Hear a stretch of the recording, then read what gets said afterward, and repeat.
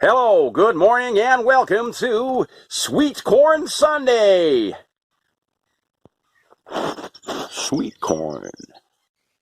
As you can see from those sweet corns, they're planted, or they were sown, 2 per cell, only 2-inch square cells those. Now you'll see when I pull it out that it's a right tangled mess between the roots. So corn 1 and corn 2 are fighting over space inside those cells, and they desperately need to be separated and potted on rather, into those, which are 3.5-inch, I think, 1 each. Now, you'll see what I mean with the root balls. So we'll squeeze them and we'll tease them. So you give it a squeeze, bit of a squeeze, and then you tease them out like that. And as you can see, it's a tangled mess, like dreadlocks in there. So you'll be all day trying to tease those apart, and you'll break all the roots off and snap them and make a right flaming mess of them. So the best way of dealing with that is to have yourself a little bucket at the side and stick them in the bucket and give them a massage. Nice rub down. And this will untangle the hair.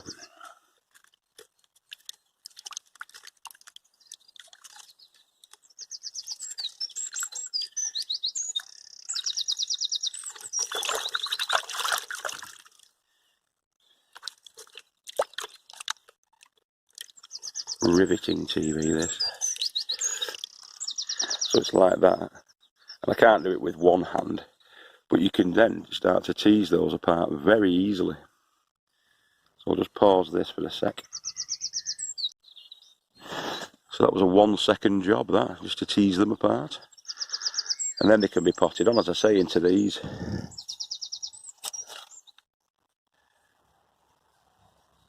And then they can be like that.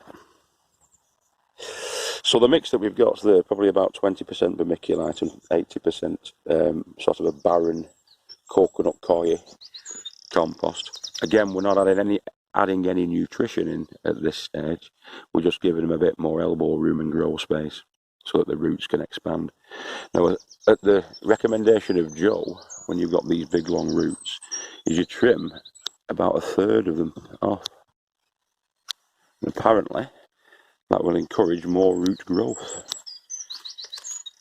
Sounds like it would be counterintuitive, that, but it isn't apparently. He does that every year, and he gets the finest sweet corn on the plots. So we're going to follow that advice. But as I say, they're going to go in there. I'm going to hold them like that as I gently fill up. And once I've filled to the top, I'm going to press down, give it a shake, press it down, so it gets a bit of a firm footing. Top it off with a bit more of the compost mix, and then put the vermiculite around the top to prevent what they call rotting off at the bottom. So the vermiculite is a sort of moisture control. Sound like I know what I'm on about, don't I? Right, so that's what we're going to be doing anyway. See you in a bit. So that's gently firmed in there. Just going to top it off with a little bit more of the compost.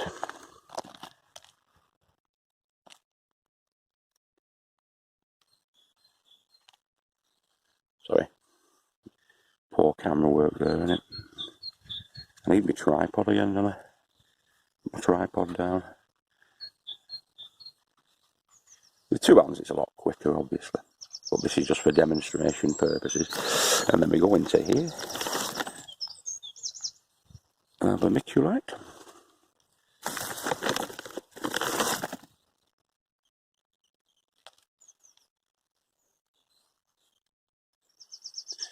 And that should do the trick.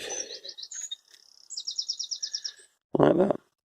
You'll notice that the leaves sort of grow in a leek kind of style. So they'll go sort of left to right like that. Or east to west, or whatever you want to call it. And so when you plant them out, you'll take that into consideration so that the leaves are not interfering with the other plants too much. You can maximise your growing space. with the alignment of the leaves, because all through the life cycle they'll continue to do that, going hither and thither, this way and that, and yeah, so the cobs eventually grow in the crux of the elbow, if you want, and there. Central stem goes up, produces the flower head at the top. All the pollinators, the little grains of pollination, pollen, drop down onto the silks of the corn and fertilise the corn. It's a self-fertilising system. But when you've got other plants together with them, you get that sort of cross-pollination from those, and you don't get too much genetic malformations, or whatever you want to call it. I'm not 100% sure what I'm on about there. I'm probably talking out of my bum hole. But anyway, that's what happens in the long run. But this is going to give them, as I say, a good start. Give them a good kick-off start to their little lives.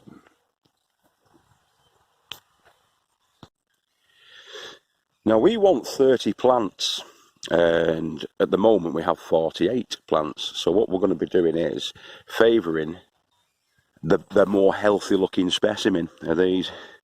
If you can see, this particular cell's got the big fat one there and the thin sort of weedy looking one there. So as I tease those apart, the thin weedy one is going to be set aside like those two are there, and whoever's on the plot, I'm going to offer those to the guys that are on the plot. If they don't want them, just discard them. They'll go in the compost. Survival of the fittest. So we've got an overabundance. I'm going to keep and pot on 32 altogether, just in case we have a couple of failures out of them. We'll still have our 30, and yeah, that's the way forward. That's what we're doing. And 15 are going to be going on to the lady farmer's side, and 15 are going to be going on down there on my side, on the original Eden plot. So yeah, that's what we're up to. So those are the final 7 that we're going to be potted on, but we've run out of them. That's the last one, and I've had to rummage around to find that one, but we've got plenty of those there. So all I'll need to do is give them a good clean out and wash down, and we're laughing. We're falling over pots. So in they go, into the bucket.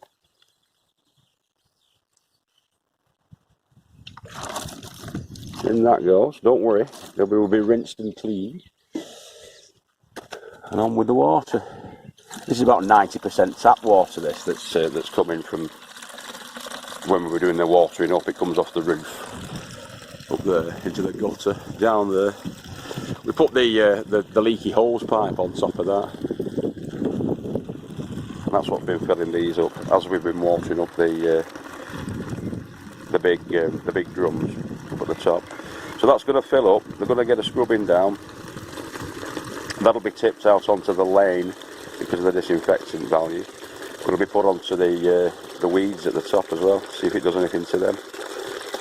And then another rinsing off with fresh clean water, and then left to dry in the sun for a bit. Time efficiency. So we'll be doing the cleaning while the kettle's boiling. Waiting for that to boil. Only take about 2 or 3 minutes to do them pots. So yeah, that'll do. Boiling now. So while that's while I finish off making my brew, I've just put them out there to dry. You see them dotted around. They're going to air dry to save on paper towels while I have my brew. Cushy. Splendid. Now, looking at that little envelope there on the left hand side, it's just reminded me to go up and check on the seeds that Rob sent down to us from Ession's family garden. So let's go and have a look at them. So no jumbo Virginian peanut action at the moment, but there's plenty of okra going on. These are the Chinese noodle beans. And they're starting to burst the britches, as you can see there. Noodle beans. That's pink eye. Those are the cowpeas. Cowpea.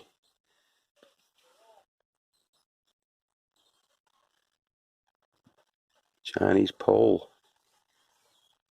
No, it's not. That's the Christmas pole, isn't it? Christmas pole bean. And that's a bee. Right, let's have that brew. Caution. Trigger warning.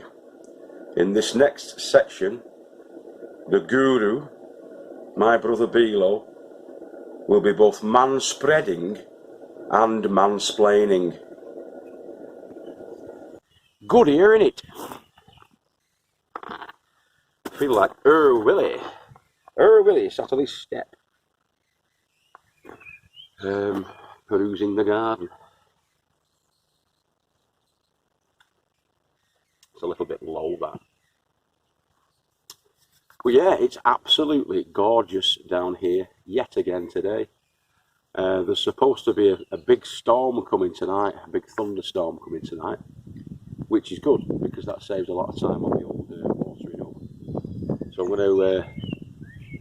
going to fill the watering cans up from the tubs along the side of the tiki hut, and basically empty them down as much as I can so that the rainwater will fill them up tonight, and we can conserve more water and get it from what God provides. Yeah, we'll enjoy this brew. My London 2012 cup.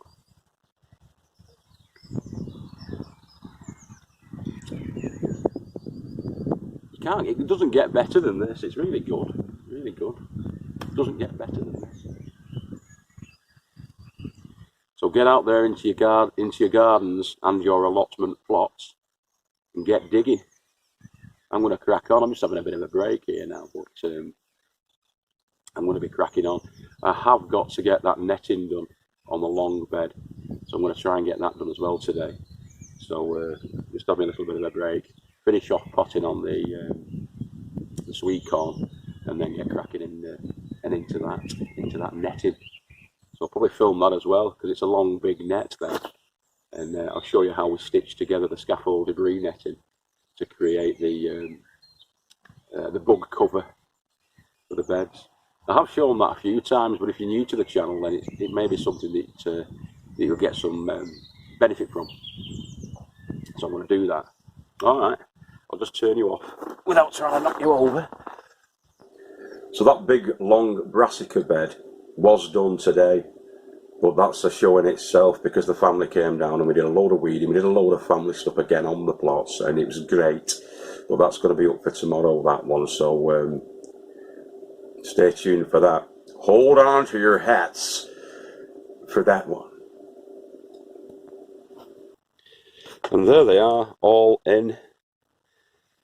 I prefer the square ones. They're much more sort of space efficient, aren't they? As you can see, as I put the earlier ones in, you can tell the earlier ones that I did before I had my coffee break. I did all of these, and then these last 7 about half an hour after. You don't have to water them from the top at all. If you've got them in one of these water trays, the capillary action of the compost will absorb the water and draw it up, thus dampening off those roots and letting them spread their wings. Now, because I washed all the soil off them, or about 80% of the soil off them before I potted them on, the soil contact will be instantaneous, and they've also spread out, so they're not like in a compact ball anymore. They've spread out, they're in the soil, in the compost, in the clover, and they should thrive.